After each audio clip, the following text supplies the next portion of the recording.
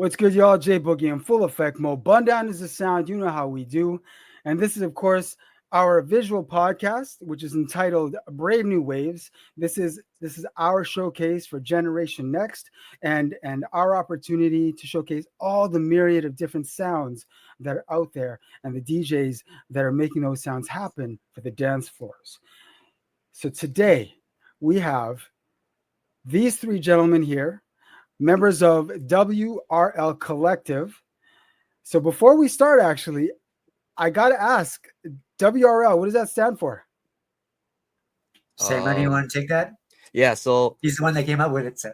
I mean, for the most part, we just want to be called Loud, right? But like, all three ethnics were all Laotian, so Lao. We just put a D at the end with Loud, but that name was kind of taken already, so we just went with We Are Loud, which is what we stuck with, but we kind of just shortened it. So WRL, just more easier to say, I'd say. So that's how it started, Nice. Yeah. I like it. Yeah. I like the fact that you're able to show your culture in your name. Yeah. I fucking love that. Thank you. Love that. You know what I'm saying? I thought I was clever, but someone took that name already. I mean, right away. Yeah. You know how it is in these streets. Sometimes, you think you've, pulled a banger out of the head and like, oh shit, someone beat me to it. Also, like before we kind of created the group, we were looking at there's all these other groups. What is a way for us to kind of stand out and also have our culture in the name? Is that we are loud, as in like we're gonna make some noise up. Nice. Sure. I like it.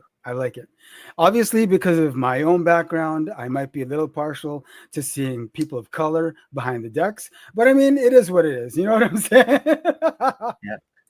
We're all blessed with melanin. It is what it is. You know what I'm saying? So let me start by asking this. What introduced you to the art of DJing? Let me start with Niall. Me? Okay. Man. I got to go way back, I guess. After high school, everybody's exploring the clubs and all that stuff. And then I got pulled into the rave scene by Corey. We'll call him Corey K. You probably know him. And I remember the name, yeah.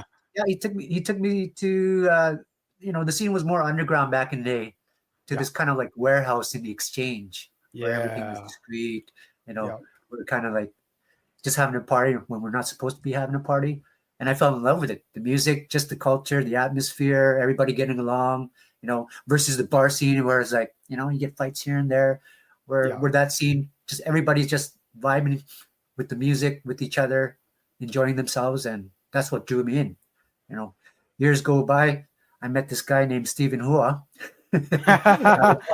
We all know Stephen. Yeah, I was shout out already way before he was, but then I saw him at Utopia, which was held. I think he can fact check me on this, at the University of Manitoba. Okay, and we were vibing together, partying together. That's what drew me in. So then he started throwing parties. That's where it started. He started throwing parties, and after these parties, we go back to his house and continue all hours of the day. And he had decks there. He's the one that first taught me on vinyl. Okay. Which is great. Yeah, it was super challenging, but got through it. Then came all the CDJs and all that stuff later on and stuff. So yeah, that's what drew me into it. Just the constant culture, the constant vibe. Every time I went out to see these shows. So. Okay. Started from there, yeah. Well, actually, sorry, correction. It actually started with the boys at Daniel. Gilbert and all those guys there. They had a DJ crew there that we played. What was the name of DJ crew? No, they had a DJ, like a place for us to play in the lunchroom at Daniel. Oh, nice! Every lunch hour. I don't know if you at the school. Yeah, at the school. Yeah, but I got kicked out of there quickly because I was playing all those explicit lyrical rap genres. So the principal threw me out of that club instantly. So yeah, that was before what I previously said, and then it just led on to that. So what genre did you start spinning? First hip hop. Okay. Yeah. Then it was trance. then during the early after hour days, it was Electro House. We brought in Electro House into the city, so early 2000s. Yeah. You know, running AM there for Steve a little bit there for a few years until Family Happens, you know, and then took a break. Did you just say AM? Yeah, AM. Oh, yeah, bartending, weekly residencies there. You know, and it was a combination of, you know, I was best of both worlds for me, right? Working and DJing there at the same time. So, yeah, and just being part of the culture again. So, you know, if we're gonna mention AM, we gotta let people know what AM was. Yeah. Tell them. Let them know, Bunyo. Let them know. A lot of people don't know about you, Bunyo. You gotta let them know. To hang out and just just a spot for everybody where they can go. You know, late hours of the night. You know, less trouble out there. Have a place to be, vibe out, and just, you know, listen to bangers and bangers and bangers. You know, local talent. You know, got lots of OGs that are still spinning out there. Like me, so, you know, very rare, but you'll see us. Yo, AM was fun times because no matter what you were doing, like usually like we would always be at a club, right? Yeah. And it was usually a hip hop club. But come 2 o'clock, it was always like, where are we going to next? Oh, AM. Oh, where? Yeah. Okay, let's go. And it you know, it let you, like, if you're coming from a hip hop club, it let you kind of like, okay, I guess listen to something else. You know what I mean? For the next 3 hours. Yeah. Different atmosphere, right? Yeah. Everybody. Yeah. For sure. Most def. Mr. Sang Money, talk to me. So how I started. Well, pretty much like it just started off with the love of music for like that type of genre, right? Because back in the day, it was just me just listening it, downloading it, sharing it with all my friends. Through this thing called Asian Avenue or Asian Town. Hey, Asian Avenue, what? But that's like where it all started, because thing is like I'll be finding like tracks and stuff, I'll be sharing with everybody, and it's like, man, this stuff is so sick, blah blah blah. And then one thing led to another. I didn't know like this stuff was going on in the city. It's like, oh, what? I can go to this stuff. It's like, yeah, there's a place called AM.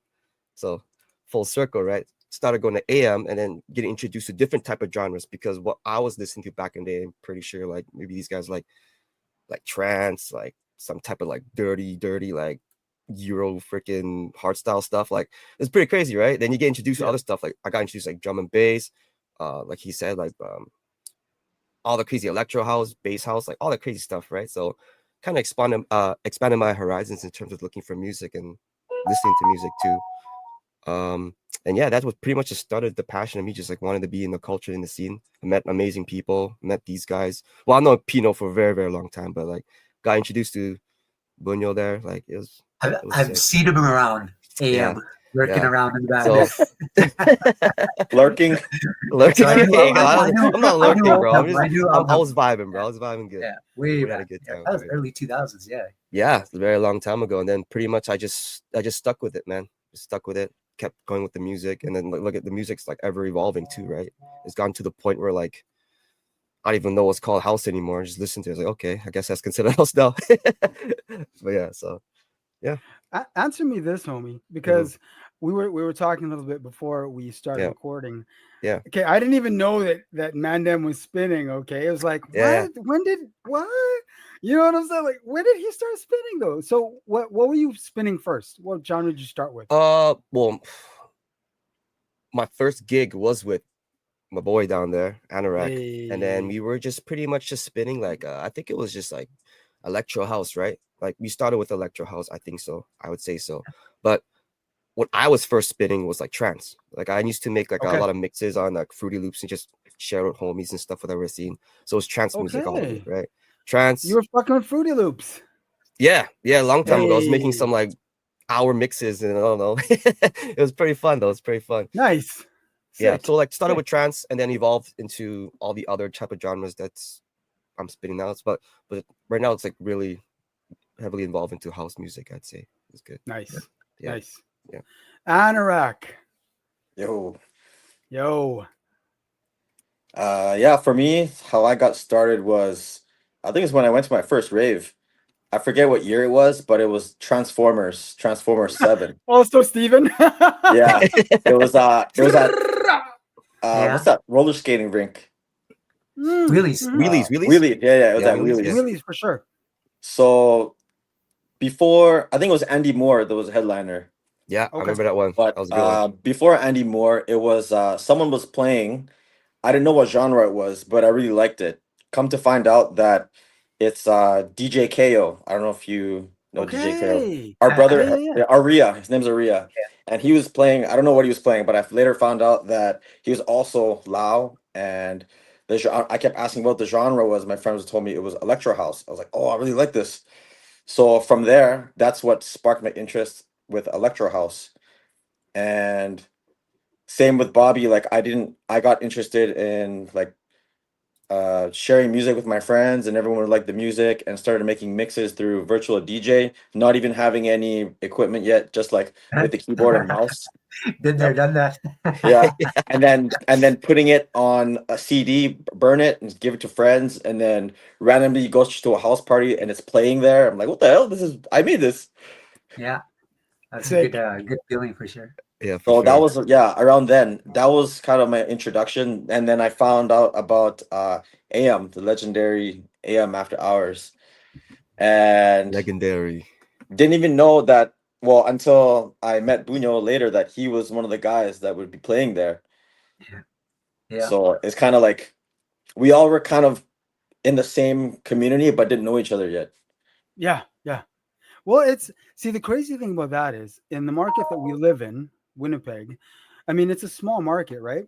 But it's really easy to not realize, the next person beside you might meet 5 years later and be like, oh, yo, and then become homies.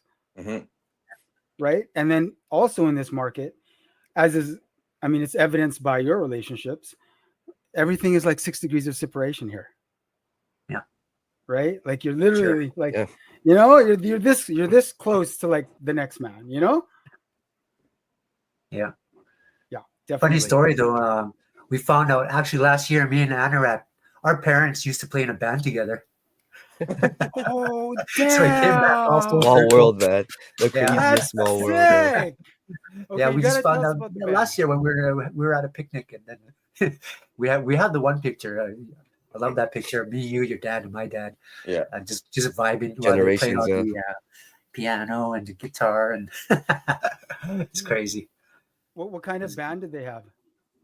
It's like a louse band, Yeah. where they'd always play at the socials, at the functions, at New Year's, last New Year's, and all that stuff. They would always be the band that was playing. That's so sick. Yeah. And you guys just realized that last year. Yeah. Yeah. So we were talking. We dug into each other's history, and we just kind of like, your dad plays with my dad. My dad knows your dad. So it's like, that's awesome. Well, there's two Now we're playing communities. together. There's the Buddhist community, and then there's the Catholic community. So Yeah. I'm part of the Catholic community, and my dad, they have their own band, but he would sometimes get invited to play with the other band. Okay. Yeah. Nice. That's a perfect segue to what I was going to ask next. What were you three growing up with in the home? What was being played in the home when you were growing up? Oh. Want me to go first? Or just Eddie? Yeah. Go ahead. For me, like growing up, it was rock music first. Okay. My dad always had rock music playing, and Thai music and Lao music. Okay. So anytime we're on the road, he'll have his cassette playing the same songs. I would subconsciously remember it because it's playing the same thing all the time. And then as I got a little older, when we started figuring out how to record stuff on the mixtapes, I would record my own songs, but from the radio. Every time I heard a song on the radio I liked, I would hit record on the tape, and then you have your own mixtape after that, right? Tape that cassette up. Yeah. Pause tape that shit.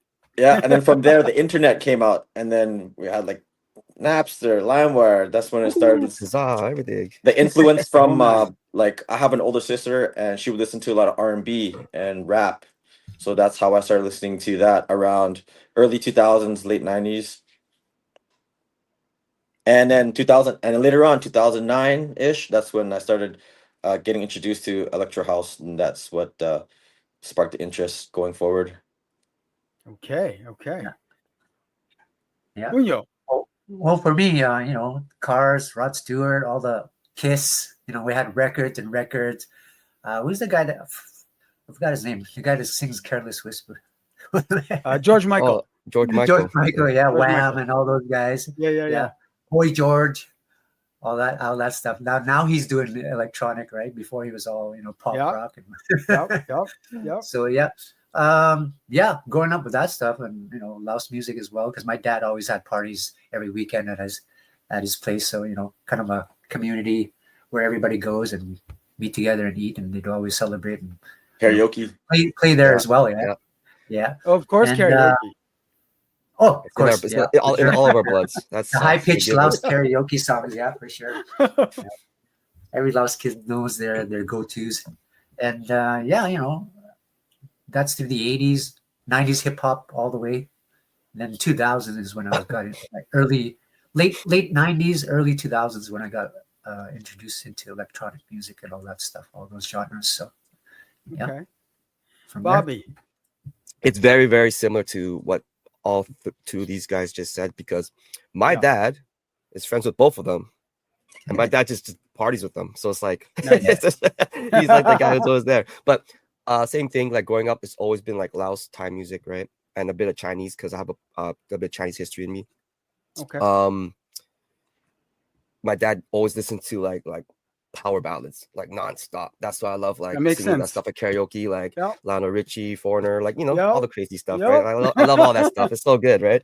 And it's good to sing along to with friends and all that. Got introduced to electronic music when Sandstorm came out. First one I heard. Sandstorm.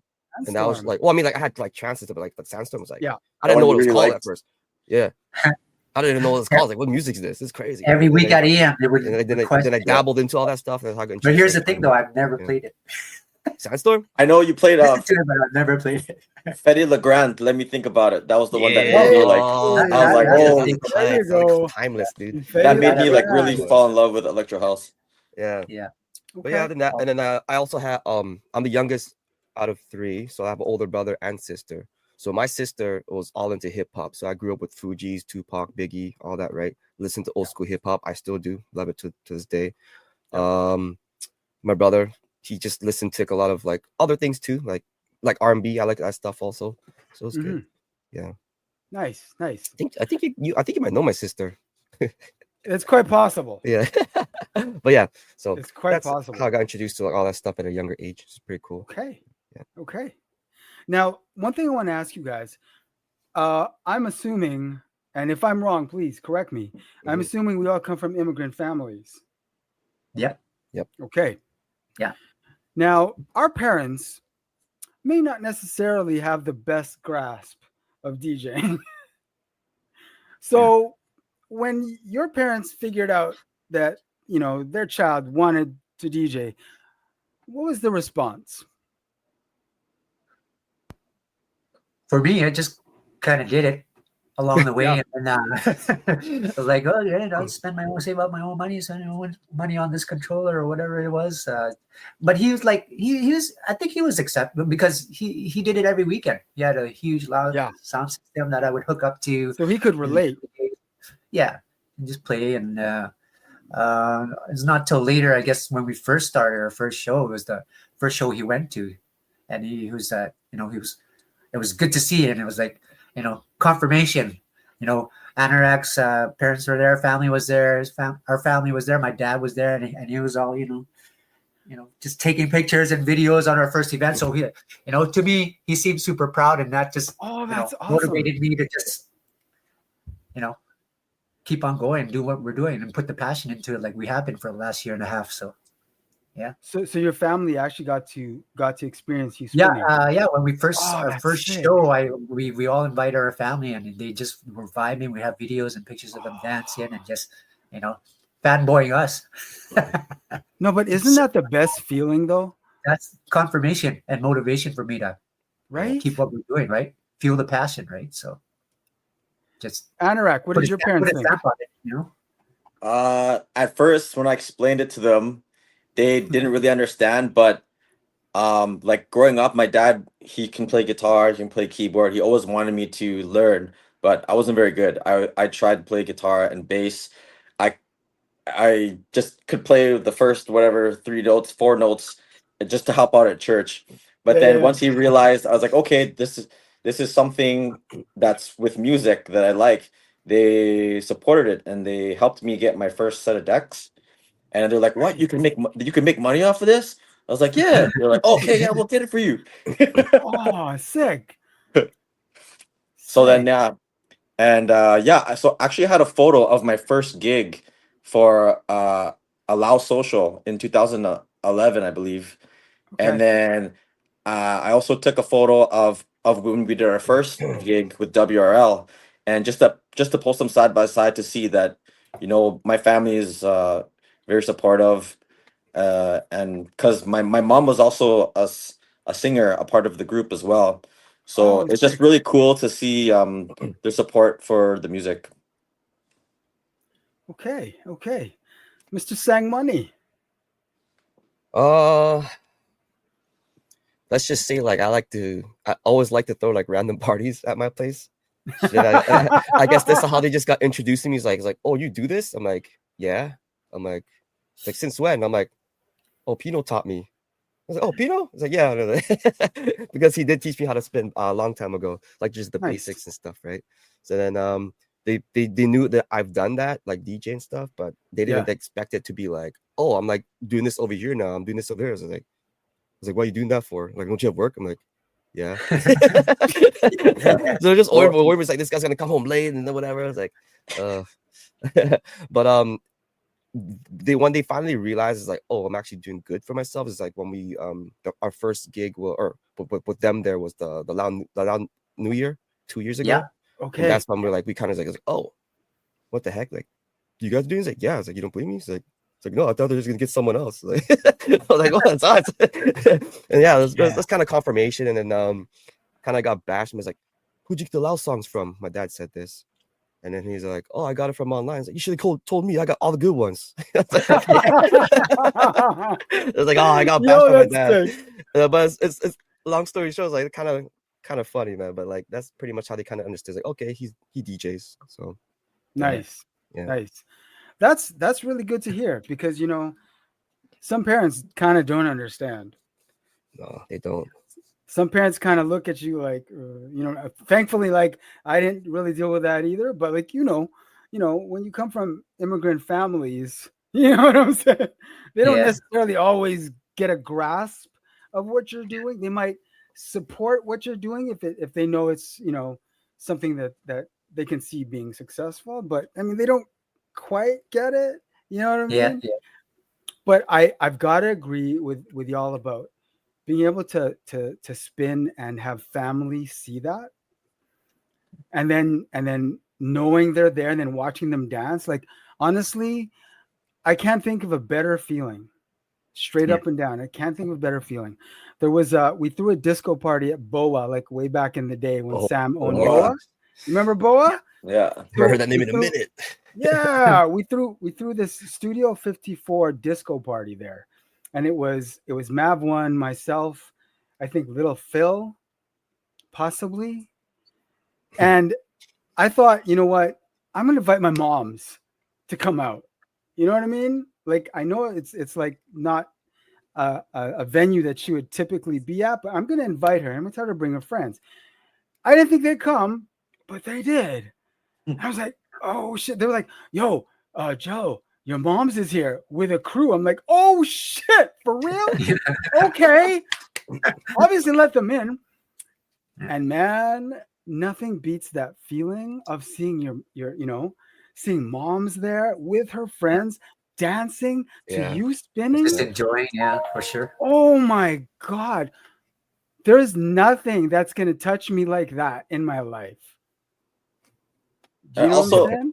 And also, I think it's a different experience for them because in our culture, like the club culture, I guess, like it would be a band playing, but then there would be tables set up on the dance floor, right? Yeah. So it's not like because when we do the socials, they play a few songs and then they take a break, They go sit down and then come back after. Whereas the club, it's like constant music, right? Yeah. Very true. Very true. Constant, yeah. So when did the WRL situation fully come into fruition?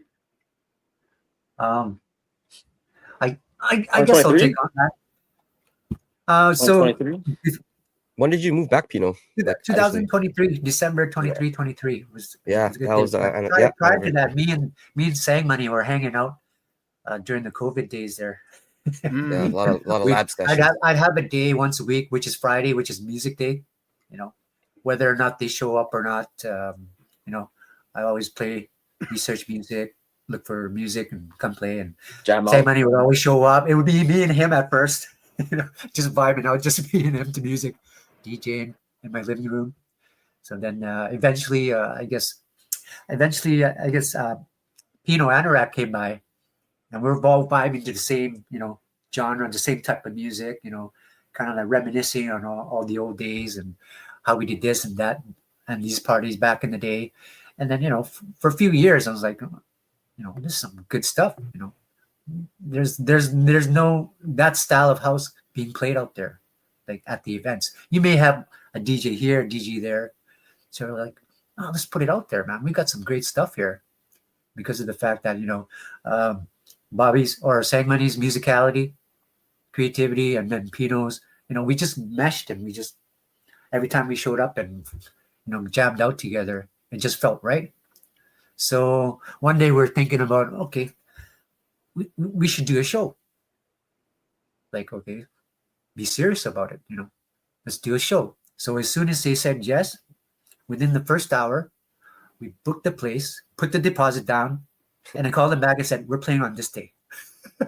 It's like, oh, damn, we're doing it. Yeah, we're all in his living room. Like, yo, for real? Let's mess around. Let's go. So we did, you know, you know, even before that, it was like years of us just hanging out in my living room, just vibing out every Friday, you know, DJing, coming together.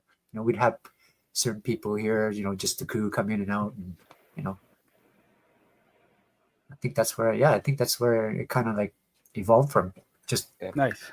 And it just happened to happen. Me trying to keep them out of my living room, but that doesn't work. They still show up. And at the time, I was living in BC, and I was moving back.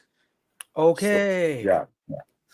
Okay. So then he it moved kind back, of, and then we just decided to like throw an event because the thing is like I know that Pino was like, yo, I wonder if he still DJs. I wonder if he still does his stuff. He's like, yo, I've been making tracks the whole time. I was like, oh, what? Yeah, he's tracks. I was sick. And I was like, there's something here. There's something here. He's got, you know, when Sang Money plays out, he's got his own style of music. You know, he's playing. Same with Anorak. You know, I play. I'm more, you know, exploring other genres, trying to mesh them together, type of deal. You know, like garage and house and a little bit of dub and drum and bass. So stuff like that. There's constant learning. You know, seeing what's out there, trying to see if it fits with our brand, and you know, stuff like that. But so that's Agne's job, though. He does all the research when it comes to music. No other. Nope. Yeah. I'm wondering, too, guys. Yeah. When people see the name WRL, how do you want people to know that name for? Do you want to be known for house, or do you want to be known specifically for? Can I go on this for me, my vision personally, like you know, just the brand, like you know, just we don't follow trends, just put out good music, you know, send out that good vibe, have a great party, you know, where everybody's like can engage, and like next guy that doesn't know what you're playing can come in and say, wow, these guys are pretty good. You know, as I tell these guys all the time, if you can play something for someone they've never heard before and make them dance, you've done your job. So okay, that's my theory, right? So like, yeah, just the vibe. Every time we do a show, we try to make it a little bit better, a little bit louder. You know, just a different we like the intimate setting mostly, I think. Like yes, right now. Yes, so love like that intimate setting where everybody can just, you know, hang out and vibe together and, you know, be around each other and just, you know, talk about the experience. You know. Yeah, definitely. In general, yeah. So let me ask you this collectively. when you're looking at I mean the market right now, right? We know that there's clubs are still happening, obviously, because people need to get paid. But it's no secret that clubs are not the be all to end all anymore. No, I think this eventually it's going to be like, it's going to phase out. People are going to have it at their homes or little Airbnbs if they're allowed. I don't know if they can get insurance. Airbnb's be cracking down on folks now. Pop-ups, in somebody's basement or little venues, You'll have to come out to one of them sometime. Yeah. We try to hold it in different spots all the time, just change of atmosphere, right? Yeah. Type of deal. Yeah. Kind of like back in, kind of try to bring back what was done before, like where we used to like sneak around in different venues. Yes. Go up the fire escape or right. Go through this warehouse to get to this other place while it gets raided and all that fine stuff. But now it's more, mainstream, right? So you gotta have proper security. You gotta have all these things in place just for everybody's safety, right? Just do it right. Safety first. Yeah. I'm glad you bring up the word mainstream because as y'all know, right, coming from the culture, as y'all know, anytime something blows up, it gets gentrified. It's no secret. It's real. It happens, right? And there's no one's like closing their eyes to the fact that gentrification happens with music and with scenes, right? Now, if I were to ask you, what do you think this market can move away from to get away from that whole gentrification of the culture thing to bring it to something of a more, I don't know, honest thing? You get what I'm saying? Yeah. But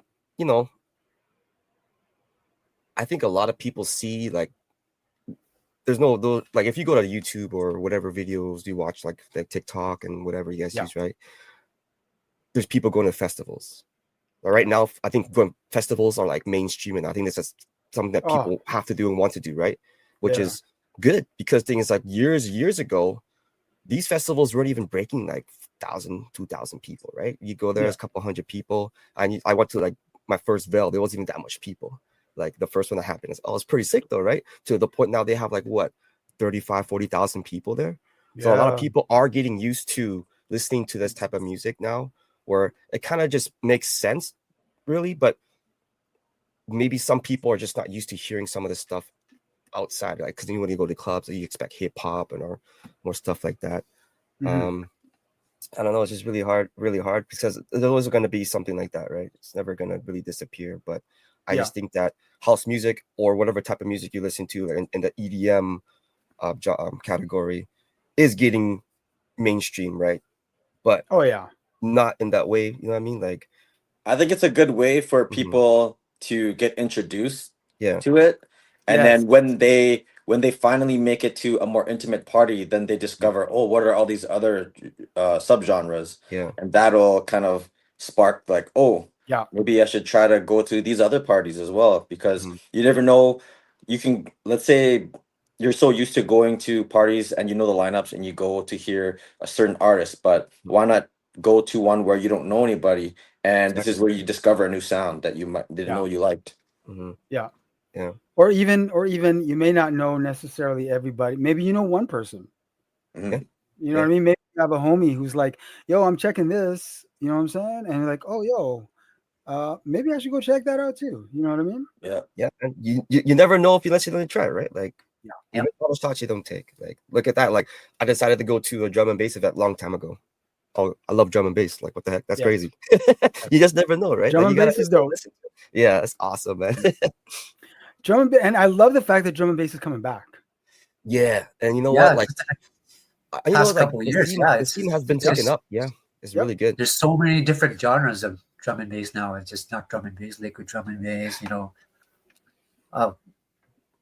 Just so many, too many to name.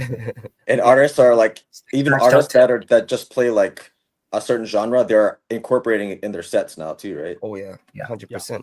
Like I never thought I would hear like Tiesto play drum and bass. Yeah, I would never hear like a techno sound in a drum and bass song, right? But they make it work. It's like, oh, it's like what? I never thought this could happen. You mix the two together, and that sounds freaking crazy, right? Like what?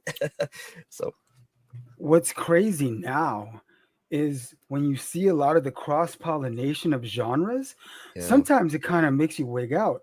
I heard this joint. I don't know if you're familiar with Major League DJs. I'm a huge Amapiano fan. I play a gang of Amapiano now. I'm a huge Afro House fan. Ooh. They actually did a remix for fucking, what's that dude's name that passed away? Oh, man. Okay, I'm like blanking hard. There's a lot of dudes that passed away, so you gotta be Avicii. Avicii, okay. Okay, Major League DJs they're known as Major League DJs known as Amapiano.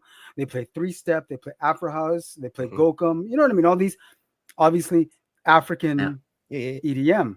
They fucking did an Avicii remix, and I'll be honest, I didn't listen to a lot of Avicii, right? Mm-hmm. But fucking they did this remix of an Avicii joint and went, God damn, is that what Avicii sounds like though? Yeah.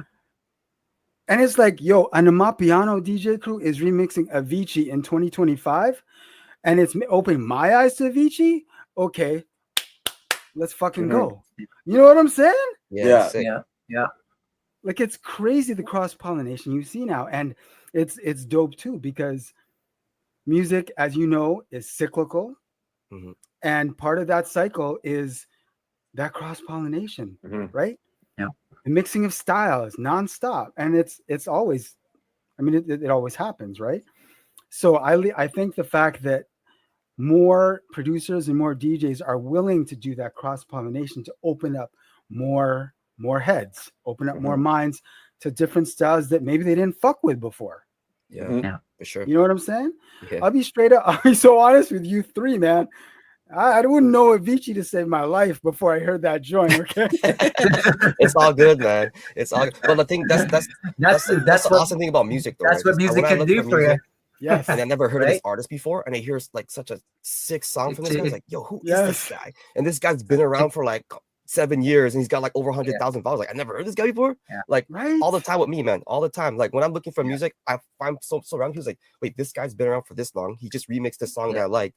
And then I go look at his shit. It's like, oh, this guy has like a mad category of everything, right? So finding new stuff like that always gives me joy. Like, you know, it's like you think your sounds and stuff has plateaued, and you go out and you hear this guy does his stuff, and it's like, this guy's sick, and then you just keep going, right? And you just keep going down the rabbit hole. So yeah, man.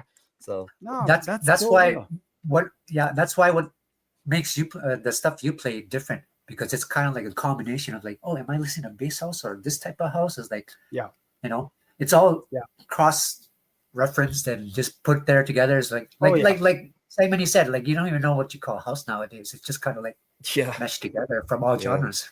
So many different, like you can consider it like 5 different things. I'm like, whatever. It's just music. It sounds good. Yep. Especially when you hashtag it on your mixer. You know, oh, what do I allocate this bass house, tech house? You know, let's be honest. When it comes to music, subgenres have always been a thing with music, right? Yeah. Subgenres have always existed. Like all it takes is for one style to blow up, and then like 10 different subgenres will grow from out of that original genre. Yeah. And it's all gravy, right? Yeah. Chicago house, baby. Yes. Oh, hell yeah. Most def. Yeah. So let me ask you guys this before we wrap up. What can people expect from WRL going into the end of the year?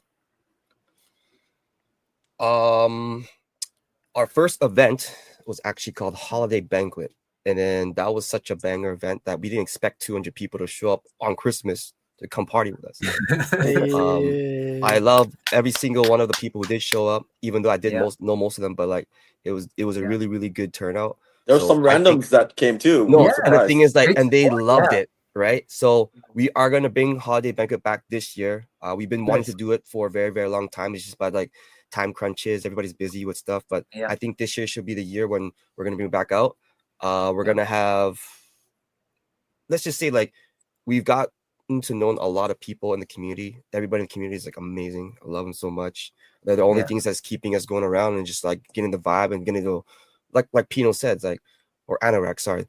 Just go to different events and just go hang out and vibe out. You never know what's going to expect. And we just met awesome people in the community. So I kind of want to get them involved with a holiday banquet too, you know, get them to come out, like a more of appreciation stuff. So more banquet, and then hopefully more events with us, I would say. Yeah. You see the boys around the city all over the place. Like oh yeah, definitely. Yeah, for sure. Definitely. You'll see them here and there at the rooftop. We have a thing we started with the pyramid, which is every Thursday. That's right. So that's what is it called? What is the pyramid joint called? Pyramid Pulse. Yeah. Okay. No, Patio Pulse. Patio Pulse. Sorry. Yeah. And what genres? Basically, what we're doing is showcasing the guys in the group and basically supporting the local talent in the city, right? Every week is going to be, support the scene, support each other, support the groups, the crew, and have them come in and just vibe out and try to make and that. To go back on your question, Jay, just house music, I'd say. Nice. Any types, I'd say that'd be good. Nice. So you'll have Anorak spinning that day, and Anorak's been doing a bunch of things around the city too. So this Friday he's actually going to be DJing the Run Club A+ Fit. Make sure you guys go check that out if you guys are into running, or just come out and hang out. Anorak's this won't be out by Friday, but yeah. But it happens all the time. Happens all the time. Exactly. So you can catch him there. He's been doing great. So, and yeah, we have that Thursday stuff going on too. So we're trying to keep busy for Thursdays, and the weekends we try to leave it open for just like other shows and stuff, right? Because the weekends always busy. Yeah, so it's busy. So when are we going to see a WRL live stream? Could be this weekend if you want. Yeah. We have actually when me and Sagmani were hanging out at the place here, we used to stream, but we never stuck to it. It's just kind of like, still learning the technology back then. So now that we have all the equipment and stuff we need to do all that stuff, we did have brief discussions on, starting that again. So you most definitely for sure, sometime soon for sure. Yeah, live streams are so clutch for marketing the brand. You know what I mean? And we do have a Twitch account, but I think we're going to explore other platforms like whatever. Whoever doesn't want to mute our the songs or the tracks. The last one I remember, I think Sangmai did 8-hour set. I did. Damn. I did 8 hours set. It was a 9 hour. Huh? 9 hours. Oh yeah, don't worry, I was fed. 8 hours spinning straight. You better be fed, man. Yeah. No, man, it's. Didn't we do a 9-hour session? When I'm behind the decks, man, it's like I'll get lost track in time. I'm just trying to find the next song, right? Just like it's pretty chill. Did we me Anorak and Sandy, did we do a New Year's one 9-hour session, 3 hours each or something like that? We did something like that. We were just chilling in his room. Yeah. We're just chilling. It's like Iron Man DJing, yo. Yeah, keeping the night going. Stamina DJing or like marathon DJing. Oh, seriously. Don't have the stamina anymore, man. I'm tired. I'll tell you the hack. The hack is to have those cushion kitchen mats for where you're standing. Yeah, the fatigue mats. Yeah. The fatigue mats. Yeah, man. Yeah, that's true. Straight up. Yeah. You guys are like Iron Man DJing on these live streams. Damn. Well, I know. I look forward to seeing that pop off. I'd love to see, honestly, I'd love to see everyone live streaming regularly because I think it just helps with each individual brand. You know what I'm saying? Not just in this market, but in outside markets as well, because you can touch so many markets, and it's really dope to see your analytics and see, oh, yo, I got all these continents. Okay. Yeah, for sure. Especially with the internet. Yeah, for sure. Yeah, I mean, like the last time we had a live stream, it was a pretty successful one, right? That was on New Year's. Remember that one? I believe so. The New Year's one was like 300 people showed up. It was just damn. Was that the 8-hour one? I think that was the 8-hour. No, never mind. We're just talking about it. Okay. But yeah, that was the Too one. many parties to remember. Yeah. Three late nights to jog your memory. Yeah. Yeah, no doubt. No doubt. Well, damn, yo. Part of the culture. Yeah. I really want to thank all three of you for spending time with us today. Much appreciated. Thank you for having us. You know, oh man, I hope this isn't the last time that we're able to talk. You know what I'm saying? Anytime.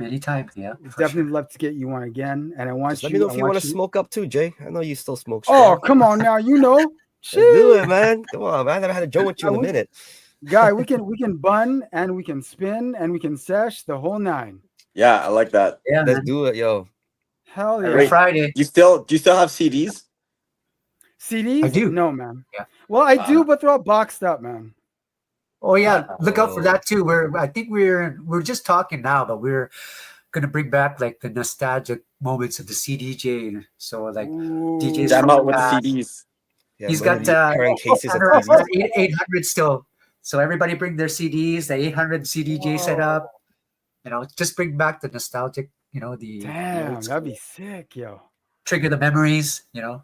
Do a live stream with that. You could do live stream. Yo, do that. You could live stream with that. You know, you have to scramble and download your songs and burn it on a CD. Right? That'd be sick, yo.